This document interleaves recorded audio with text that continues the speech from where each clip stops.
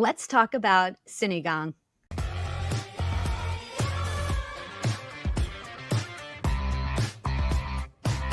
Welcome back to Sprung On Food. I'm your host, Kae Sprung. This season, we're talking about favorite foods, the history behind it, and the role it plays in the world today.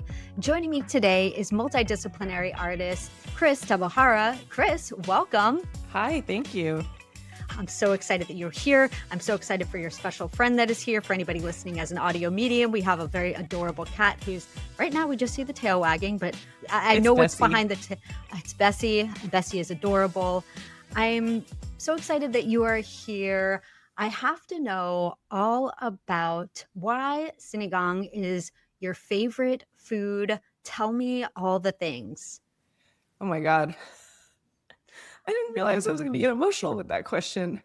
Oh, Give me a sec. It's so weird how emotions kind of just hit you in the face.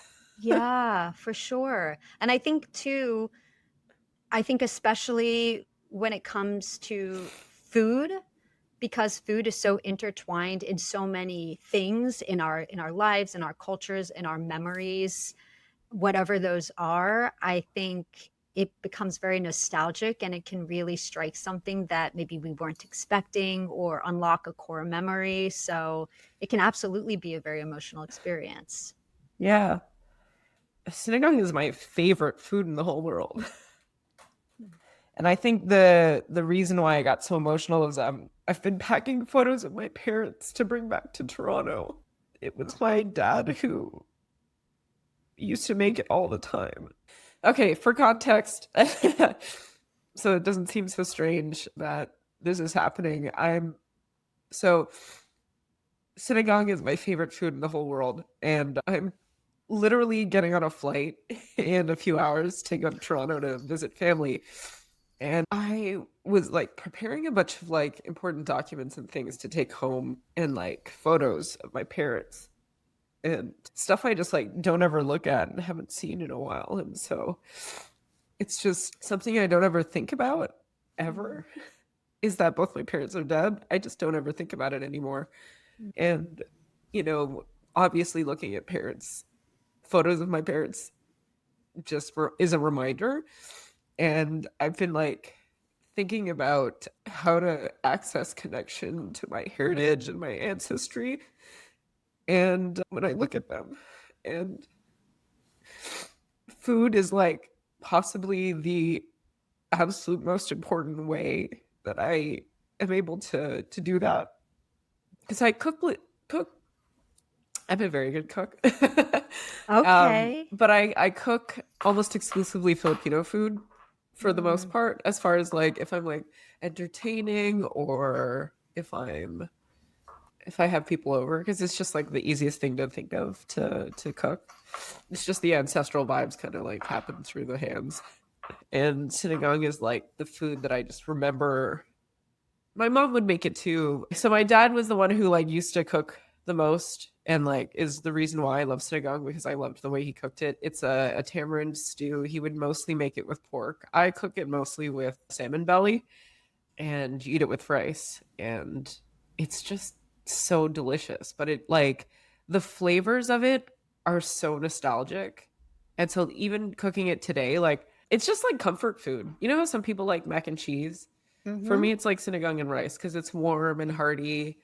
Now, shockingly, as an adult, like I can't eat it regularly how it's cooked. Like it's the traditional way with like tomatoes. I don't know if you're going to get into this, but like it's cooked with tomatoes and onions, and I'm sensitive to nightshades, and Aha. so I had to adjust the recipe, which it's not too bad, but I've adjusted it to instead of in lieu of tomatoes, I use mangoes.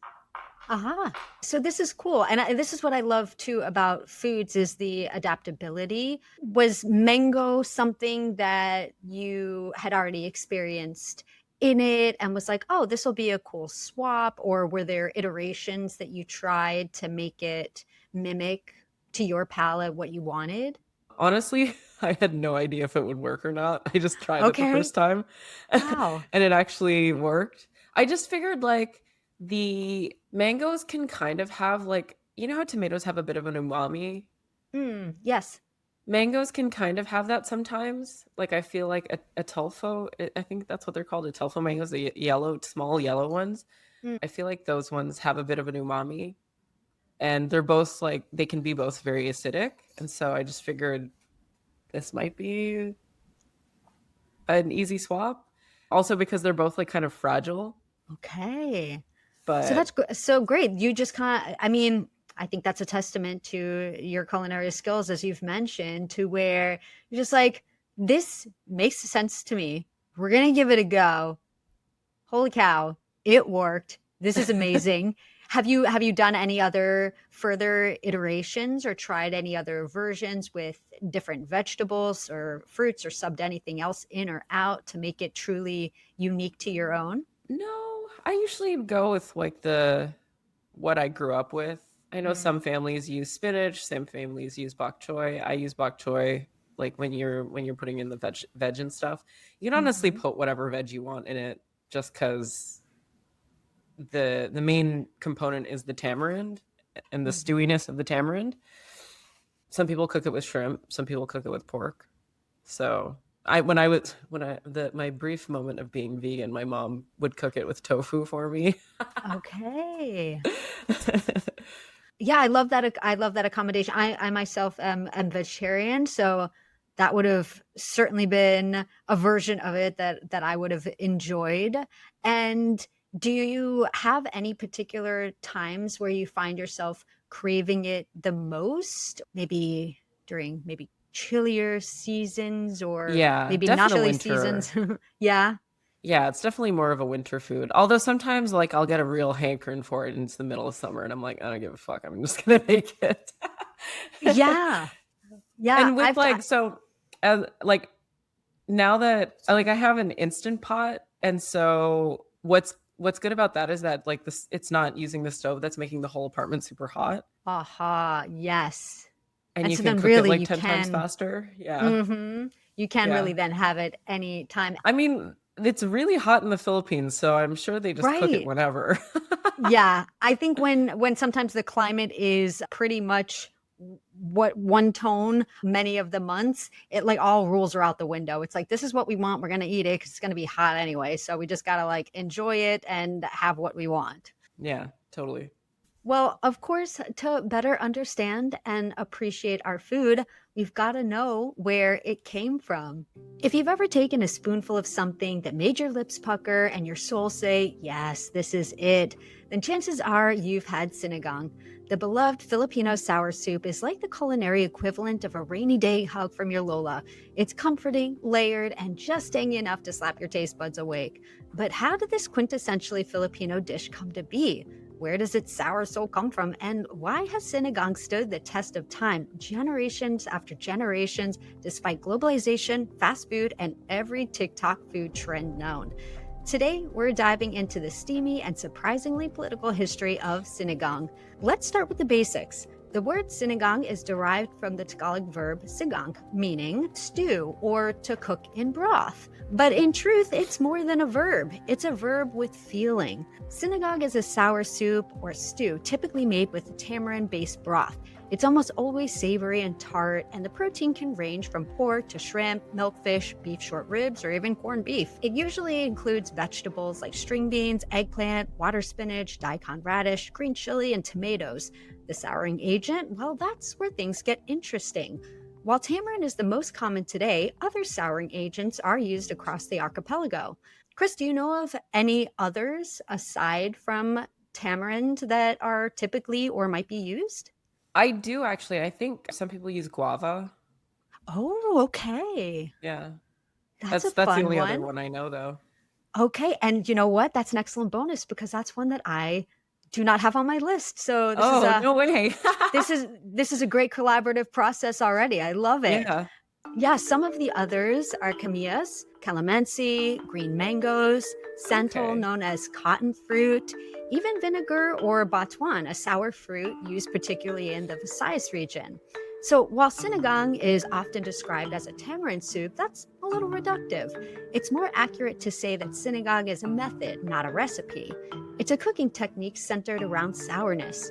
You can think of it as a framework or flavor profile open to interpretation depending on what's growing in your backyard. Krys, sinigang has this sour profile. Are there any other foods or beverages that have a version of sourness that you cannot get into? Oh, I don't know. I think anything that's like a vehicle for tart or vinegar is like my favorite. You love all of it. I pretty much love all of it. Yeah. I can't think right now, I literally off the top of my mind can't think of a sour food that I don't like. Well, that's good. I like that. Maybe number 2 on your list, what would be second runner up to your favorite sour thing? Salt and vinegar chips. Ooh, yeah, that's a good one. Any particular brand you're going with who deserves a Okay. shout out? And who could So, be a potential sponsor of this podcast? No. well, the first one, no, but TJ's used to make the best. They were like the Hawaiian kettle chips, and they used to make the best salt and vinegar chips. They were like the vinegariest chips that ever there Ooh. was. Like But the then kind that like hit you in the back of the throat. yeah, and like would just like raw up the roof of your mouth. That's how you know But it's good. They stopped yeah, making but you them? know how Trader Joe's just like disappears flavors of things? Oh, Like they just got rid of it at one point, and I was like oh no. devastated. So the closest I've had that I like are Bulger. They're like Okay. Bulger chips. They're like, Oh, I think they're from Colorado, okay. and they're called Boulder. They're like kettle chips, and they have a sea salt and malt vinegar version that's really good. Ooh, So let's that hope they sounds sponsor you. good. Yeah, shout out to them, to Trader Joe's. Forget about it. But trust me, I've tried with them. Not really, but they've been shouted out many of times. I don't think they've ever sponsored anything a day in their life, and that's okay. But maybe they have. Maybe they have. I don't know, like a call in line or a customer feedback situation where you can maybe see if they'll bring them back. I don't know. We can I pray, mean, but if I wasn't whatever. lazy. Okay, fine. In the meantime, we've got those Boulder chips that are hitting it out of the park. We'll stick with those. It sounds like a great choice. Well, let's rewind way before the Spanish arrived in the Philippines in 1521. Indigenous Austronesian Filipinos were already practicing methods of souring and stewing. These early Filipinos had a deep understanding of fermentation, preservation, and the use of native fruits to create sour broths. According to food historian Feliz Prudente Santa Maria, early Filipino cuisine was built on principles of balance between salty, sour, bitter, and sweet. Souring dishes with tamarind and other local fruits predates colonial influence by centuries.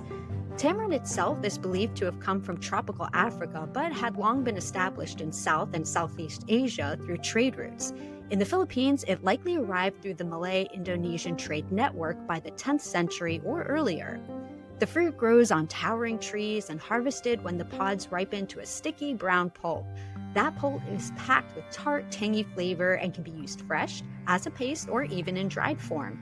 Its adoption was likely pragmatic. Tamarind trees thrive in tropical climates and were easy to grow.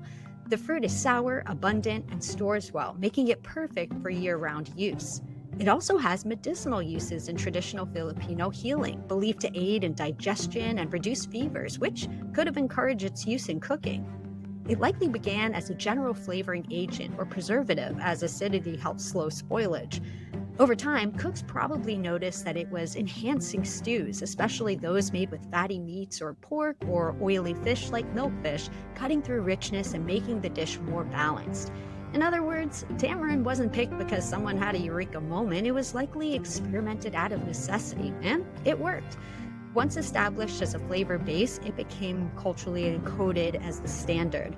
Krys, were you aware of any of these believed medicinal beliefs in using tamarind? No, and that is so cool.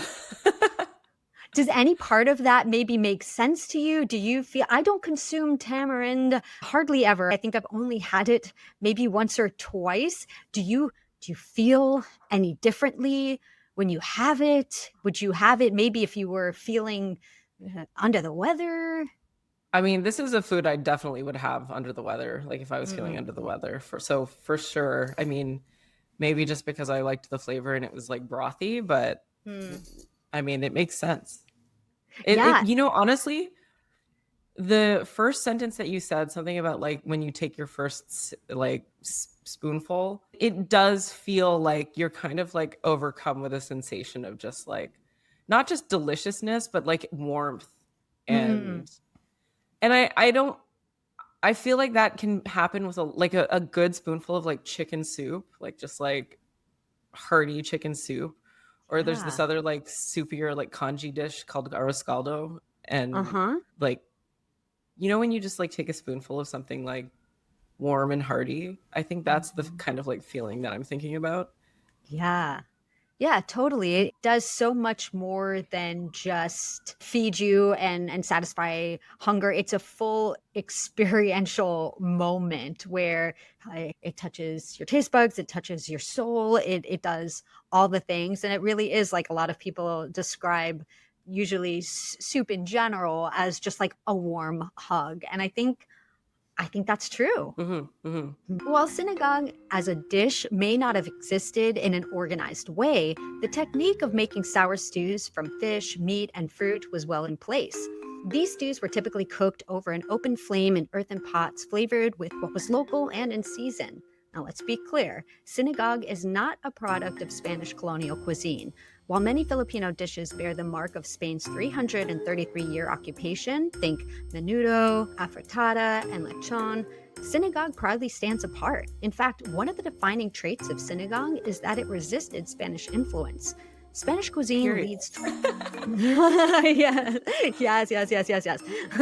Spanish cuisine leads toward olive oil, garlic, paprika, and mild acidity, but not the kind of bold, mouth-puckering sourness you find in sinigang. So, in a strange way, sinigang became a kind of culinary resistance. It was and remains deeply indigenous, pre-Hispanic taste that persisted through centuries of colonization. That's not to say it didn't evolve. As the Philippines became a crossroads of cultures, Chinese, Indian, American, Japanese, so did the pantry.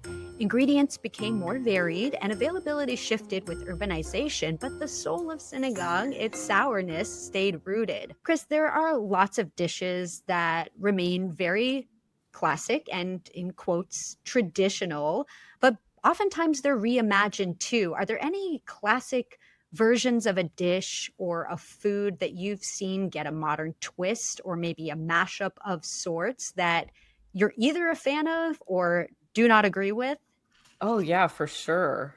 There was like a gochujang pasta. It was like a butter Oh, gochujang pasta. So it was kind of like a matriciana, but instead of okay. like chili peppers, they used gochujang. Interesting. And was this something that you were a fan of or totally confused by? Oh my god, it was delicious. I mean, Okay. gochujang on anything is delicious. And I'm not typically the biggest fan of like fusion foods, Okay. but there's something about Korean food and Italian food that seems to like just like hit. Oh, dang. Yeah. I And tried this like TikTok recipe once of like this creator who made like a this Korean creator that made like a bulgogi. It was like a bulgogi pasta also, but it was kind ooh, of like a. I'm trying to think of like what the closest Italian dish it was. Maybe like a tagliatelle like ragu situation. okay. But anyway, the one that I'm like really thinking about is this amatriciana like gochujang situation that was so good. Wow, how cool. Yeah, I personally I don't know if I've seen that out in the wild before. So I'm curious if that's maybe unique to this particular restaurant or maybe it's something that's kind of catching on and multiple places are doing it. But nonetheless, you got to experience it and you're a fan. And if we remember the place anywhere along the way, I can definitely give them a shout out on like socials or Totally. something like I wish I could so I that. could go back. It oh yes, and so you can be able to eat it again. Yes. Okay. So we're manifesting this to happen. Please, universe, help us out. Okay. Well, across the 7,000 plus islands of the Philippines, you'll find dozens of versions of sinigang, each one reflective of local geography, trade, and ingredients. Some examples are Luzon is home of the classic sinigang na baboy with pork and sinigang na bagos with milkfish, often made with tamarind. In the Visayas, you might find sinigang sa batuan using batuan fruit, especially in Iloilo and Negros. In Mindanao, the souring agent could be green mango or even native turmeric, creating a yellow-hued variation. In Pampanga, known for its rich and indulgent dishes, sinigang may feature beef shanks or ube, purple yam for color and body. Each region uses what's abundant, and that adaptability is part of sinigang's strength. Now, if you thought this was just a dish from the past, let's talk about a little food innovation. Powder. In 1968, a Filipino food company called Knorr released a line of instant sinigang mixes using powdered tamarind. This changed everything, suddenly making sinigang wasn't dependent on fresh produce or seasonal availability. It could be made anywhere, anytime, even by overseas Filipinos looking for a taste of home. Krys, as an artist, are there any modern innovations in particular that have made your life so much easier? I mean, definitely the sewing machine. Hey, yep. You know what? Actually, I just bought this industrial, this professional iron because I iron everything, and I think that is I've been doing a lot of sewist and tailoring work lately, and I also like iron my bed sheets. I know this is crazy, like a total it sounds tangent. Luxurious. But I just want my bed sheets to be crisp when I get in the bed. Like anyway.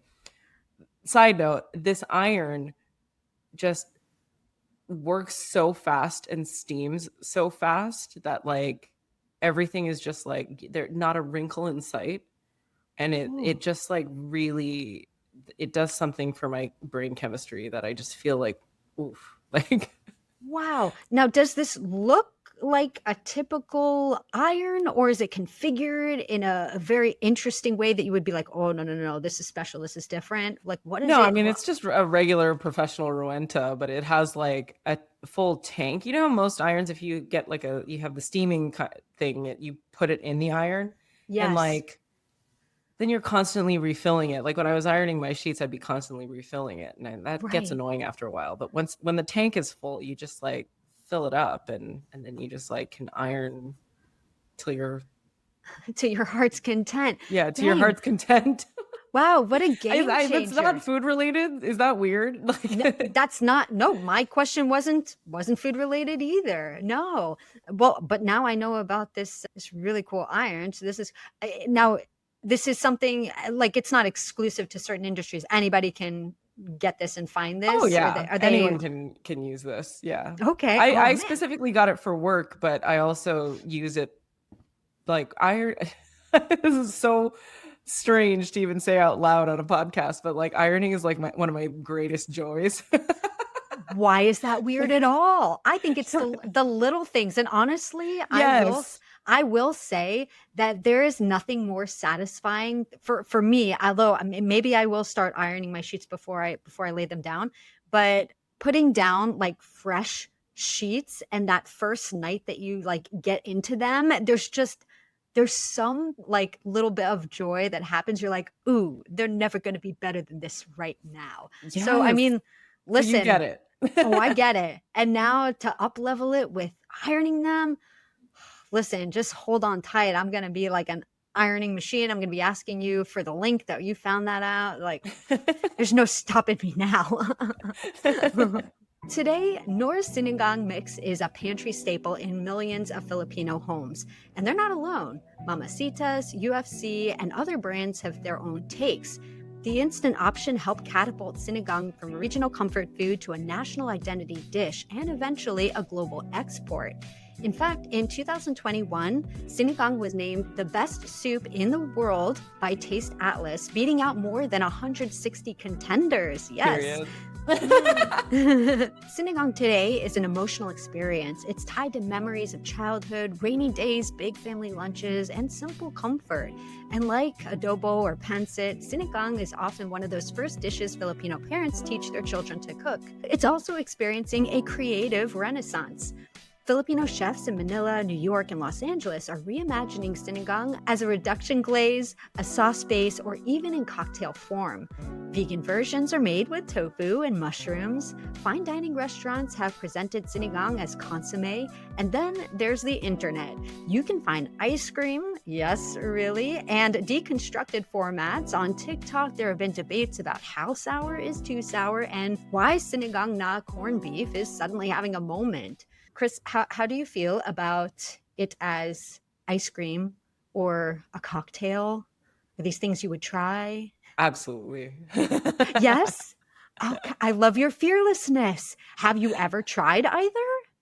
No. What I Okay. have tried was there was a TikTok recipe. I love cooking fried chicken. There was a TikTok recipe that used the powder as like a seasoning on the dredge, and then like Mm-hmm. after frying, and so it Mm-hmm. just gave like the fried chicken like a, you know. A little bit of a chef's kiss moment. Yeah, Hmm. I mean, listen, now we may have some inspiration after you're done ironing some sheets. Maybe you can whip up some sinigang ice cream as a little treat. Who knows? But I like your fearless spirit. A cocktail sounds delicious. Well, to make sinigang is to take your time, to coax flavor from bones and vegetables, to balance sourness and salt, to taste and taste again. It's a dish that's meant to be shared, slowly eaten, and remembered. In a world that often values novelty, flashiness, or culinary spectacle, sinigang offers something quieter, something rooted. So the next time someone asks you what sinigang is, you can tell them it's a bowl full of history, a simmered story, a taste of something deeply Filipino. And whether you make it with pork belly, shrimp, tofu, or corned beef, just make sure it's sour enough to make your mouth water and your heart feel full. Krys, what do you think about the backstory of sinigang? I mean, I love that I've learned today that it was a food that has not had to be colonized. Like it didn't get colonized. I love that. That rules. Yeah. That makes me feel very proud.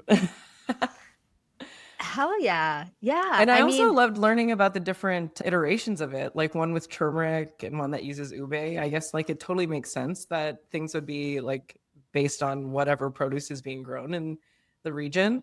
Cause I only ever grew up with it with like string beans and the Tagalog word for it is gabi. I think it's yucca mm, or what is that like starchy? It's starchy and it's kind of yeah. hairy.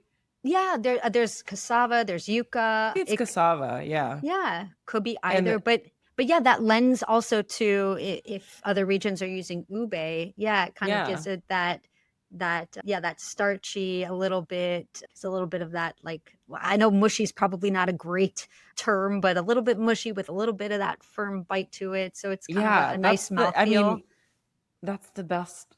Oh, because it gets all soaked up with the soup flavor. Right. Mm. Oh, so that might be a variation, maybe a variation to give it a whirl. We have a Yeah, lot on our list interested. of things to try and do.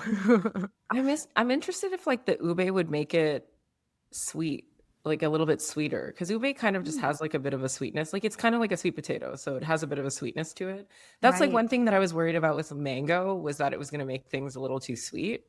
Mm. And you found that it didn't, right? Shockingly, no. Yeah, Yeah. it like the more of the acidity came out. Well, we can even see sinigang in pop culture. While it's not the focus, Filipino cuisine's episode in Netflix Street Food Asia in 2019 helped broaden awareness, leading viewers to explore lesser known dishes like sinigang after watching. Several food bloggers even noted an increase in search interest and video views for sinigang recipes post airing. And although it's not the star of the show, sinigang appears as symbolic comfort food in several Filipino soap operas and films. It's often used in scenes involving family, healing, and reconciliation. And sinigang has a steady presence in social media food content with spikes during cold, rainy seasons or Filipino Heritage Months.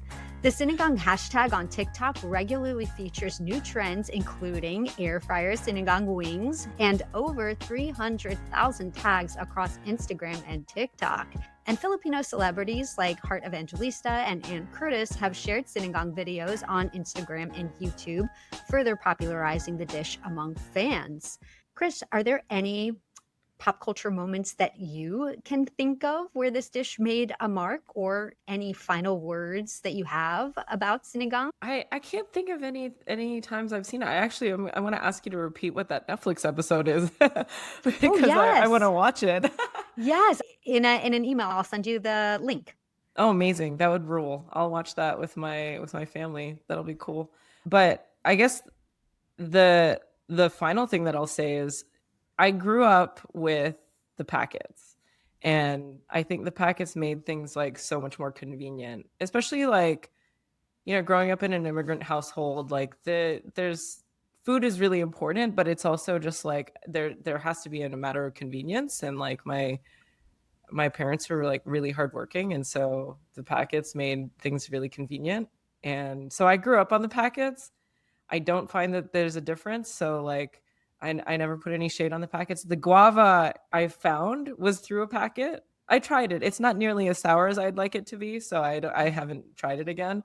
But I just make it with fresh tamarind because I feel like it just tastes the same, and I don't need that much sodium. That's amazing. And I'm glad that we've discovered here today a few iterations of it and different unconventional flavor usages of it that we can add to our list of things to try. So we've got, I don't know, maybe you have a party one day and you make a whole menu based off of, you have the cocktail, you have the soup, I have a question you have for the ice cream. you. Yeah, sure.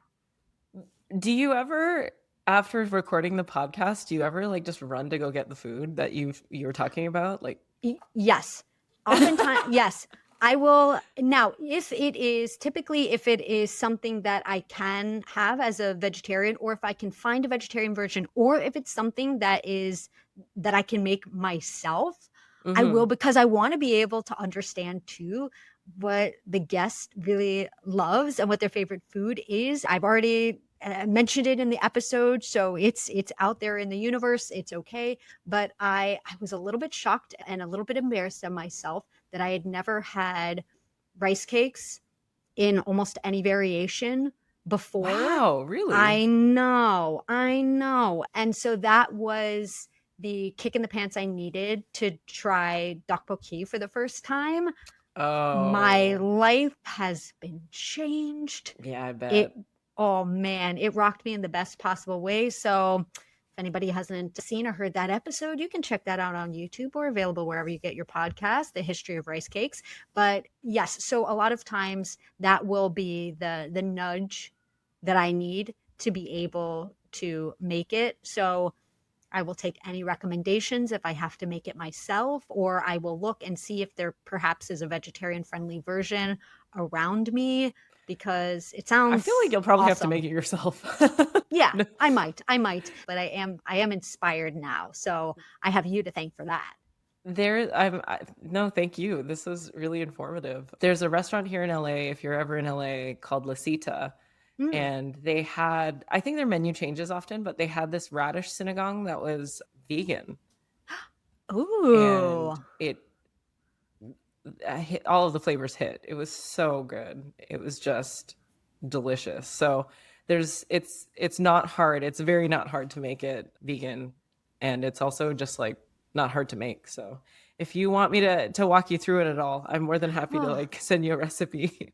Oh, my heart. Yes, I would, with open arms, receive anything that you're willing to send me to help set me up for success. Absolutely. Yes. Well, Krys, thank you so much for joining me to talk about Sinigang and helping me to tell its story. Thank you. This was really, really informative. Thank you so much.